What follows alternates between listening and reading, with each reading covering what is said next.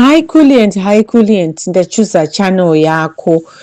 Iwewe ndio unenge wandiri kungopa ndinofollowa nyaya dzanyoka yemabhunu. Ndiri kuona kunge iwewe ndiwe unenge uri pachokwadi nesupport yako nekuna nyoka yemabhunu navageza. Vamwe handisi kuvapiwa mushe. Saka ndashaya kuti handina kurara nhasi ndichinzwa kurwadzikana. Ndiri toriwo amai vatori 65 years. Nyoka yemabhunu ndiri kutoona ari mwana wangu ari kushushikana nefamily yake. Ndandashaya kuti akomana mapostponements ari kungoitika iwayo obatsirika neiko. Alright, pari kuratidzika zvapo kuti pane hope yekuti anobudiswa nebail. Saka chatitadza kurara, ndatadza kurara pamusaka pekunetseka kufunga kuti vanhu zvigananda hazvisi kumira kakufunga plan B. Saka I put myself in their shoes kuti plan B havangaite ndeyekuita sei. Since vasiri kuapia mumakotsi vangangobva vangoti zii. Ine handina kuona kunge vangoti zii pane plan B yavari kuita, yavari kungoda kungoita vozongobata takarivara. Saka inini ndafunga kuti nhai Kuliant,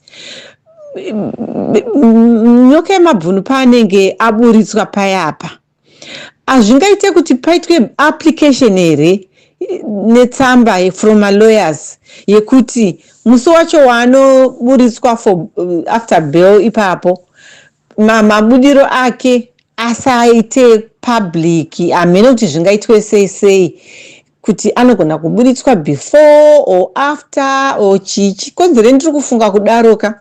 Ndiri kunyatsoona kuti kuSouth Africa kune a lot of gun crimes. People get away with so many things.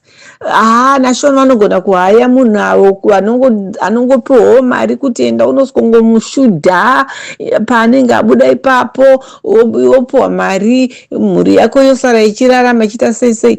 Ko hamene suggestion yangu yandiri kufungawo kuti ine sense here kutadzawo kurarawo semuchembere zvangu kudai kungofunga kwandiri kuita kuti ko ngatiti akange abuditswa, handiti akange akubuda panze musi waanobuda iwoyo, asabude musi wekuti vanhu vanenge vakatarisira kuti ari kubuda musi wakati, kana ari kubuda ari kubva buda panze.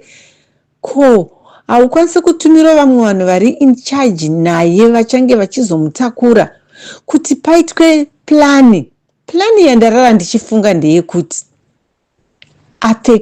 atsvagirwe hembe yechikadzi, obuda akaita semunhu wechikadzi, onyatsobvidresa like a woman.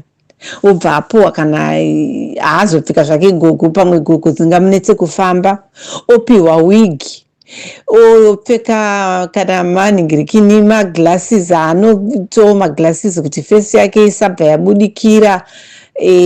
Zvimwe zvinhu zvinongoita nehandbag, zvimwe zvinhu zvinoita kuti asaratidze kuti ndiye, nekuti anoteerwa paanoteerwa ipapo nemotikari yaanenge achiendwa nayo kwaburitswa achiendwa ikoko. Vanhu anovaraidzwa. Ime vanhu vanenge vachidhiraivha vachienda naye kwavari kuenda naye, havasi kuziva kuti kutori nemotikari imwe iri kutoteera irikuda kuona kuti ari kuenda kupi, kwaachanosvika kupi, ende kwaachanosvika kwachekeko pamwe kumba kwake kwaari kuenda, kumba kwake mhuri yake inenge yaexposed kumba kwake, mhuri yake, family yake, zvinenge zvakurwadza futi. Handiti mukadzi wake mumwe akaurayiwa kuZimbabwe nenyaya idzodzo futi. Apapa akanga azikanwa kwaanoinga achienda, whoever kwaari kuenda ikoko, kukange kwazikanwa ikoko, anoenderwa ikoko usiku, vanhu vasiko ari ega, ongosotanga kuitwa imwe yaanoitwa. Mabudiro ake ngaasangobuda ari iye nyoka yemabhunu, ngaabude akazvidisgaisa as a woman. Hamene Kuliant, unofunga sei nemafungiro angu? Pamwe mafungiro emunhu ari kungorwadzikana. Mwoyo wekubereka unorwadza wena.